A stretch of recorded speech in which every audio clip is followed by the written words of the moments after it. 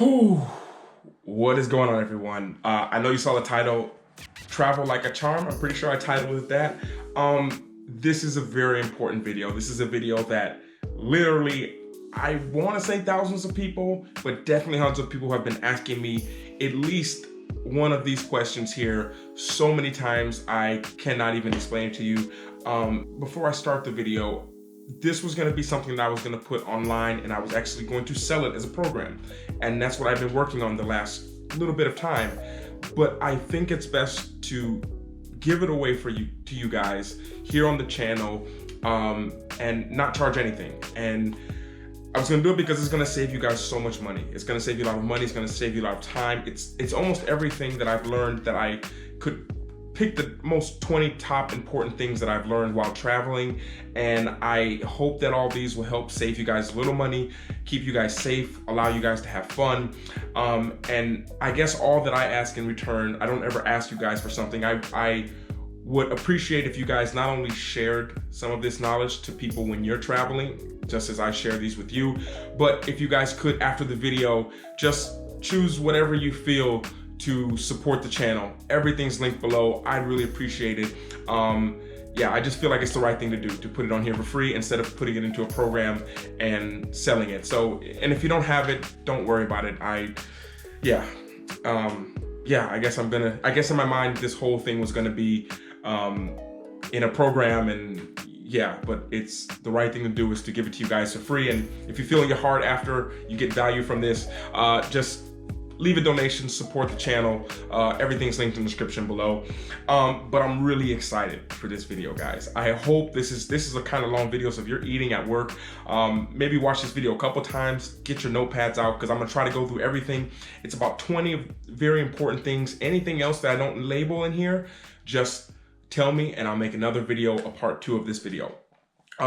So this is all the stuff that I've learned about traveling. I'm gonna try to keep it to a minute, 2 minutes maximum for each question. And I really hope that this helps you guys out.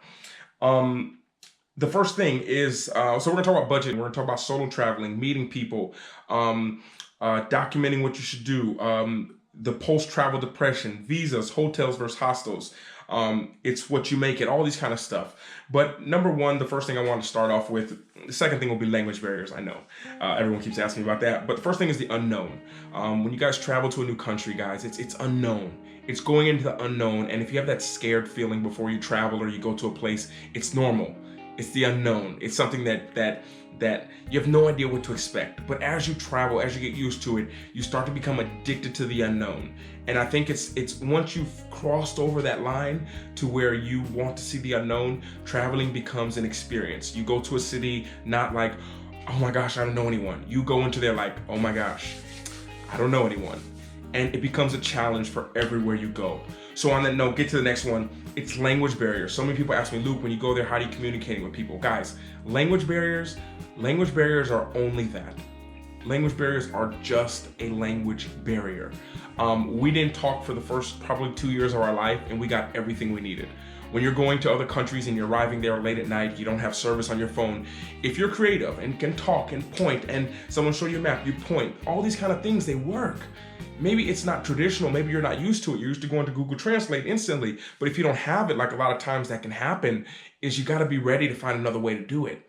You know, and I think that when you understand, when it comes to language barriers, that's all it is, it breaks down a big fear that a lot of people have. And then when it comes to learning languages quick, always learn how to say thank you, excuse me, and sorry. These are the 3 most important things I think you need to say. They can get you out of a lot of trouble. They can help you out a lot. And it's something that is very, very important. And then just a little quick bonus, when you're trying to learn about the languages, learn how to say I have, I would like, I need, where is. These 4 things, most important things. And after that, you start to learn words. That's not only for travel, that's just for learning languages in general. Next thing, daily budget. Everyone asks me about daily budget. They ask me, what's my budget? What do I think this budget is? Guys, there's never a set term to save for a daily budget. But I will tell you, in my travel experience, the places I've been, and I tell people this, if you set aside 50 euros a day, 50 euros a day, you're able to travel. You can get a place to sleep, you can get 3 meals a day, and maybe you can see a museum or 2, and you can get a drink in the night. 50 euros a day covers you in just about, I think, every place. In Scandinavia, you're going to be pushing it a little bit, but it's very possible. And in most countries, you can do for even less. You can do for even 20. But 50 is like a safe mark to have, especially in summer because all the prices are a lot higher than they are normally. But if you have 50 euros a day, this is a good budget because it's very hard to go over that if you're trying to really, you're being conscientious about what you're buying and what you're saving. But as far as getting a bed to sleep in some countries, okay, Rome and Berlin, or not even Berlin, but Rome and Spain and different places like this in summer, you can pay anywhere from 10 to 20 euros a night for a hostel bed. So you'll never be paying like 50 a night unless you're going to Denmark in the middle of summer. But other than that, it's 50 euros a day I think is a great budget to have. And I think most people that I meet, the longer term people are traveling, the less their budget is. And I think if you have $100 to spend, why wouldn't you want to budget for $20 or 20 euros so you can have 5 days instead of budgeting 50 and you only have 2? So it's about just trying to stretch it out. And as you travel, you'll figure out the best budget for you. Next question that I get asked is working out and staying in shape. There's a little hack that you guys can do for working out and staying in shape. It's one thing that I do a lot. When you first arrive in a city, there's going to be a gyms. No matter how big, small city, there's a gym. And, some cities there's 20 gyms. But what you do is you go into the gym and you tell them, hey, I'm here. I would like to try out this gym. Is it possible? No, most of the time, every gym will give you 1 free trial. Some cities I've been in, they've given me 3 free trials. Basically, you use the free trial, you fill out that paperwork, and you tell them thank you, and you go. You just got a free workout, a free spa, free showers, all that kind of stuff. And let's say you're in a city for a week, you go to another gym and you do the same thing. It's a little travel hack. And if not, I always tell people, do 10 push-ups every morning, do 10 sit-ups in the morning, hold a plank for 30 seconds, do this starting off, and every day add a little bit more. Because you'll find out most of the time people just don't have the discipline to do it. It's not that they can't work out, it's just they don't have the discipline. So start out small, doing your little 10 push-ups and all that kind of stuff, and that's something that I think is very beneficial for you guys. Cheap flights, cheap hostels. This is how I get, hope you're writing this down. This is how I get really cheap flights. I've got flights for 2 euros, I've got flights for 7 euros, and most of the time you can find flights. I always tell people if you're traveling in Europe, you shouldn't be paying more than 60 for a flight. But basically you go to Skyscanner. Skyscanner is an application. You go to Skyscanner and you put, let's say you're in Barcelona right now. You say, you're going to be in Barcelona on the 23rd of September. So what you do is you go to Skyscanner, you go to September 23rd, and you put Barcelona, and you put the destination everywhere. And it's going to bring up all the places you can fly. You usually can always fly to Rome for like 20 bucks or 20 euros. There's always flights to Berlin, sometimes 20, 15 euros. And this is a little hack you can do. In summer, it is more expensive, but later on in the year, starting at the end of October or the end of August, you can usually get the flights for a lot cheaper, and know the hotspots in Europe. For me, I think that it is Belgium, in Brussels airport, Barcelona, Warsaw, and Milan, Malaga, and Berlin. These 6 airports, they're usually really cheap flights coming out of there sometimes. I've seen flights for as low as like 8 euros going out of there. But all this is using Skyscanner. And for hostels, Booking.com. Everything I book, 99% of everything is done through Booking.com, and they have an application as well. Party, nightlife. For you guys watching who are traveling, young travelers, not like me, you guys are young, you want to go, boom, boom, boom, I'm joking. But all you guys who want to go out and have a great time traveling and partying at the same time, if I could give you guys one recommendation just from what I hear in the hostel and what I see, is people waste a lot of money on the parties. When it comes to parties and nightlife, I always tell people, go to the place early. Let's say they open, for example, Barcelona, which was like where I was living right by there for 5 years. So I knew exactly how party worked in a big, big city. Usually it was free to get into clubs before 1 o'clock. So what I would tell people to do, me and my friends, we could get in there anyway, so we didn't worry, but telling other people, go there at 12, go there super early. No one's going to be there. Go in there for free. Stay in there for like 10, 15 minutes, then leave and get your hand stamped. Because when you get your hand stamped, they let you back in. So what you do is you get your hand stamped early in the night, you leave the club, you leave the place, the nightlife where you're at, and you come back later and they'll see you were here. You don't have to wait in line, you don't have to pay, and you'll save money. And then when it comes to drink and recreation, all that kind of stuff with people, don't go into all these places and blow your money is what I tell a lot of people who I meet traveling who come back and wake up the next day like, oh, I spent this classic thing at the hostel. When you guys travel, do something where I'm not promoting drinking or anything like that. Whatever you guys are going to do, get the stuff at a store, go to a nice park, sit outside, uh, do more of the shopping inside the store for things, because it's more about being together and building relationships and friendships. When I've been traveling, it's been very hard to go to a bar or somewhere like this with people from my hostel and actually be able to communicate and talk, because they're meeting other people, I'm meeting other people, people are coming to us, the music's loud. So most of the stuff always happened outside, even outside of the bar, outside of the hostel, outside in a park, outside by the beach. And that's a way it'll save you money and at the same time build some strong friendships and relationships with the people you travel with. Biggest expenses. Biggest expenses, I only can speak for me personally. For me, when traveling, biggest expenses definitely food and a lot of times places to stay. This is my two biggest expenses, and I think you need to find whatever your two is. And most of the time, it's food and places to sleep. So what you want to do is structure your budget so that 60% of the money you're spending is on those big expenses every day. And understand, if you want to do more, museums, boat rides, tour buses, you just cut down on one of those big two expenses. Maybe you stay in a really cheap hostel for one night to make up for a night that you know you're going to stay in a hotel or hostel. So it's really understanding the two biggest and always cutting from there. And I think that I always tell people rich days and poor days. This is something I've talked about a long time. And I feel bad because people have talked to me and paid me for that information. I'm giving it to you guys. But no, it's rich days and poor days. Basically, if you had a big night, you had a big day, you went out with people from your hostel when you were in Sweden and you spent a lot of money, the next day, we call it like a poor day. And it's nothing to be anything against people, but it's a day when you spend a lot less money. You live at 20% of your budget for one day. It teaches you discipline, it teaches you creativity, and at the same time, you save money and make up for that day before. And I think it's something healthy to do, so you just don't, it keeps you humble while you're traveling. Next thing, very important, being different traveling. Whether you look different, you come from a different culture, you talk different, and whatever, being different, just in general. For me, especially traveling, I've always been really different everywhere I've gone, and I find it as an amazing thing. Of course, there are times I wish I could just go to a restaurant and just not have everyone staring at me while I'm eating, but I've gotten kind of used to it, and it's something I've realized there's a lot more better things that happen to it than the bad stuff that does. Of course, people sing you out, they know you're a tourist, but what does that mean? That gives you even more power. Now, when you stop someone, they know you're not from there, so you might need help. People are more curious. They're more friendly a lot of times to you if you open up and you're friendly and open to them.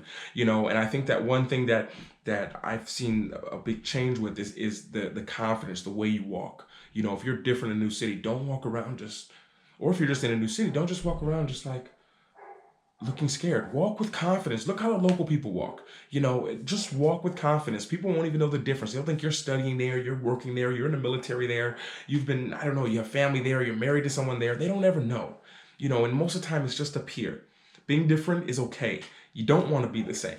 I think we strive our whole life to be different. So why would you want to fit in? Next thing is solo versus group traveling. This is a great question I get all the time. People ask me, what do I prefer? I think, long story short, I love solo traveling because solo traveling, it's rare that I'm solo, believe it or not. Today I actually am, and I've been able to film this video. But most of the time, when you're solo traveling, you choose if you want to meet people, if you want to talk to people, you choose it all that day. When you're in a group, you kind of are stuck to the group, and I think that the benefits of solo traveling is that you have that freedom to do exactly what you want, to pace yourself, to see the things you really want to see, open to meet new people and new cultures, where when I've been in groups, we've kind of ignored the outside world of the people around us and all that kind of stuff and been focused on each other. Not that it's a bad thing, it's just different. Now, the benefits of group traveling is you always have people to talk to. You always have someone to try to make decisions with. You can split costs and staying in different places. You have two heads that are working, trying to find a place to go instead of one. Where a solo traveler is kind of on his own. They have to figure out where to go. If they arrive and they have a lot of stuff and they have to try to watch their stuff while they have to go to the bathroom and they don't know what to do.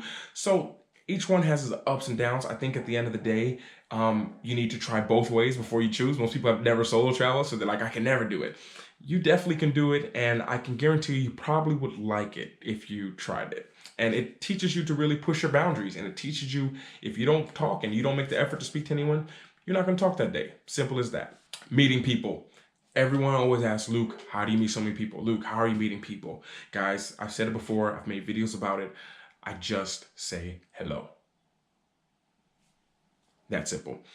Sometimes when I know that I don't look like a local person there, I'll say hello in their language. But if I'm ever thinking about it, I'll say hello in my own language. Just basically hello. Everyone understands hello no matter how little English they speak. So by saying hello to people and smiling, this is very important. Hello and a smile and eye contact, and keep the eye contact and smile. This has been instrumental. As I think of every single person that I've ever met, I want to say every single relationship, friendship, whatever it is, it all started with a hello. So I think that is something that's very important. Guys, just say hello and smile. A big part of traveling that I really love, and it's taken me a lot of time to really adapt to it, is just unlearning what you've learned. You know, whatever country you're from, you've learned your traditions. You've learned what the main thing to eat. You've learned this. You've learned that. You've learned what to say, what not to say. And traveling is more not like compounding it on top of what you've learned, but sometimes just unlearning what you've learned for a little bit so you can truly learn something in and take in the full experience. So you understand that most of the time when someone's doing this is what you say. When you walk by someone's table, you say bon appetit. You say something else. You learn the traditions. And if you don't compare other traditions with yours, I find it's a lot easier to learn. A lot of times you see people do this and like, why are they eating that? That's horrible. But it's only horrible because you're comparing it to your own traditions and what you've learned. So by just unlearning what you've learned real quick and going in there with a blank mind, a blank canvas, it will really help you to understand and immerse yourself more in whatever culture and whatever country that you're in. Not true what they say.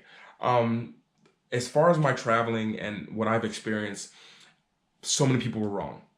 You know, it's not true what they say. People told me that coming to certain countries, I wouldn't be accepted. Told me if I went to these places, I wouldn't be able to communicate. Going to these places, people don't speak English. And I found that every negative thing people told me about that country, I found a positive in it. And not only did I find a positive, but I was so shocked at how nice the people actually were, or how much the people actually did speak English, or how friendly these people were, that people were wrong. And you need to understand that when people tell you about a certain place or a place they're going to go, or something, anything like that, they're talking from their experience. If they had a bad experience, they just happened to be at the wrong place at the wrong time, then maybe they had a bad time. But that doesn't mean that you're going to do it. You know, most of the time, you can do something. You can go to the same country you went to the last year, the same city, the same hotel, do the same exact thing, and it's going to be a totally different experience. So go experience for yourself, see for yourself, and you'll see that most of the time when people say is not true at all. Document. If you guys know this is something I believe in, and I will believe in probably till the death of me. It's document what you do. As we're going and you're about your journey and sharing things, that I think a big thing is document what you do, whether it's journaling, whether it's taking videos, whether it's writing blog posts. Because not only do you want to look back on that one day, but your journey, what you struggle with, what you have problems with, what you're good at, every single one of those can benefit somebody else. So when I talk about documenting your journey, I think it's something that is so important. And when you think about anything we know about any history ever, we know it because someone documented. We knew where America was because someone documented. We knew how to get to India because someone documented. We knew how to get to the islands, to Dominican Republic. We knew how to get to South America. Someone documented it. And the importance of documenting can never be understated. And I think that it's cool one day to document what you do, just one day for maybe your kids, your grandkids, people close to you when you're old, when you don't feel like telling the same stories. They have a place to go and they can literally watch and learn from your experience. Post-travel depression. Any of you guys who ever traveled, post-travel depression is real. You come off of your holiday, you come off of your trip, and all of a sudden you're back into the reality and you're just like,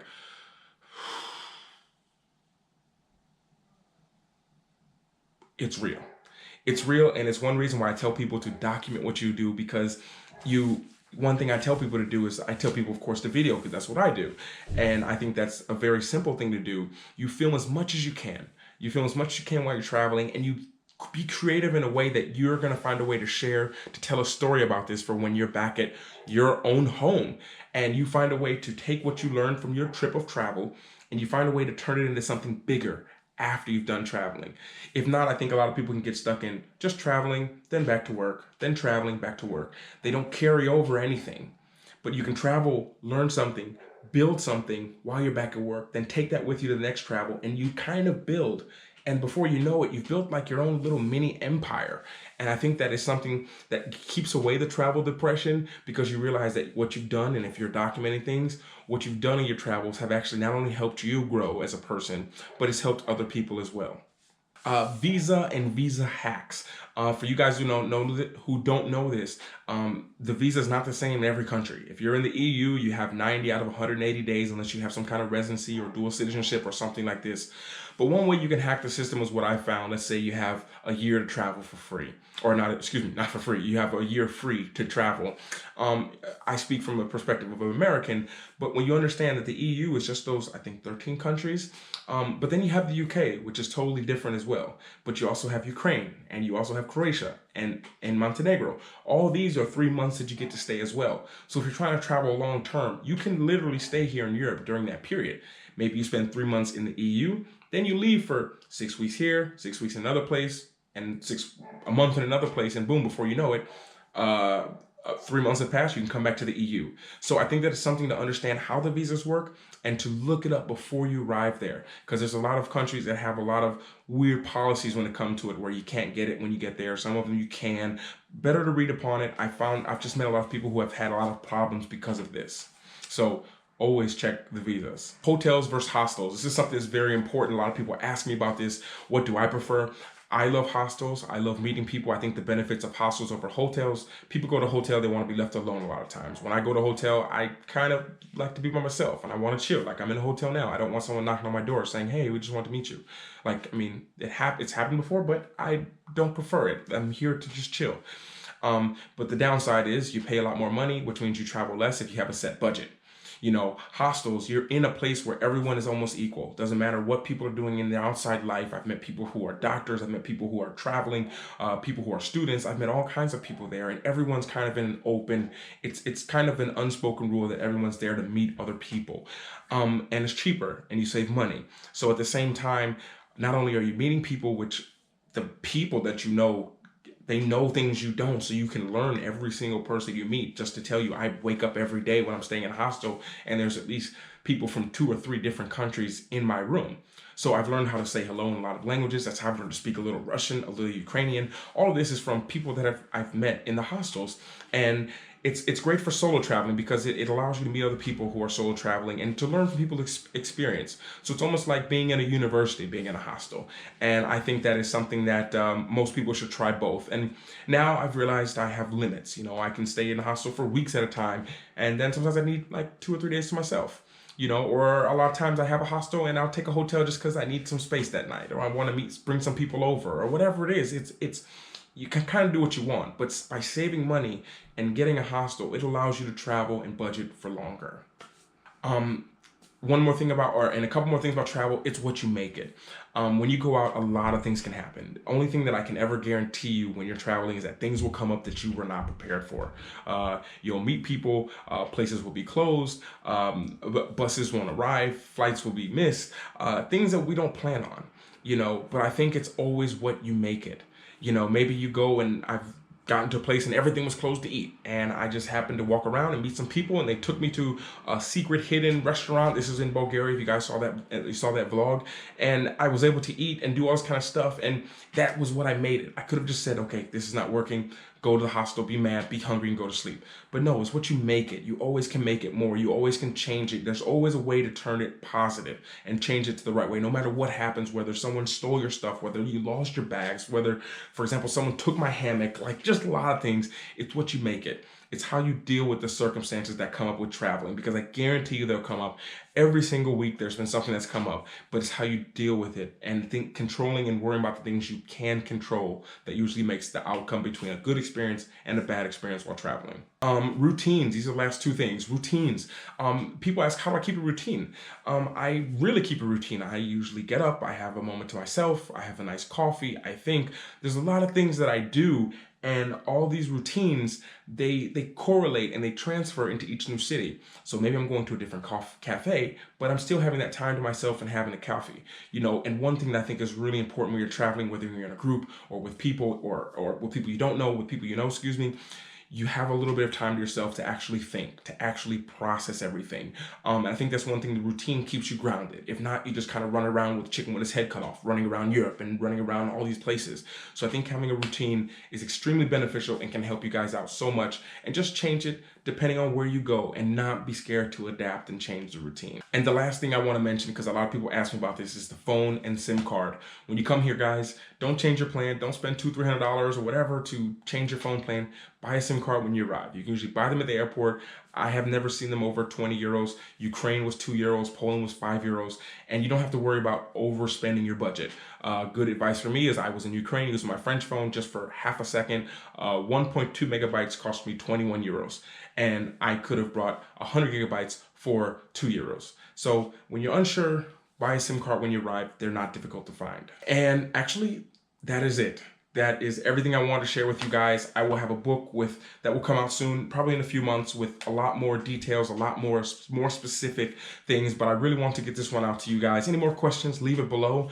And one more thing about travel is something that really teaches you perspective. You change your perspective, you learn perspective, you see other people's perspective. And ultimately, I think that's what really helps you in the life, and to see things in different ways. It's your different perspectives. So I hope this helped. I hope you got a lot of notes. I hope that, seriously, this benefits you so much. If you can, I would love for you guys to go down below, one of you, to just support the channel. It really means a lot to me, and it means a lot to the people who watch, and your support allows me to continue doing what I do, and learning and sharing, and then relearning and resharing, and you teaching me. And I just want to say thank you for that. I hope this video helped you out. It still feels weird because in my mind for the last few months, this was going to be like a program that I was going to put on Udemy or Teachable, but it's here. It's here for you. I'd appreciate if anyone just went down below and supported the channel. I just love this interaction, what we have, and I'm always trying to think of new ways and things to share with you, and to come up with new ideas and new videos, and help to save you time, save you money, and maybe just show you a different perspective, kind of what travel does. But kind of on that note, that is it. Till the next one of these videos, any questions, anything, leave it below. If you guys help me out or help the channel out and support, I really appreciate it. It helps me out, it helps everyone out in the long term. So thank you guys so much. Speak to you guys all later, and everyone always remember to work hard, be brave, and don't forget to smile.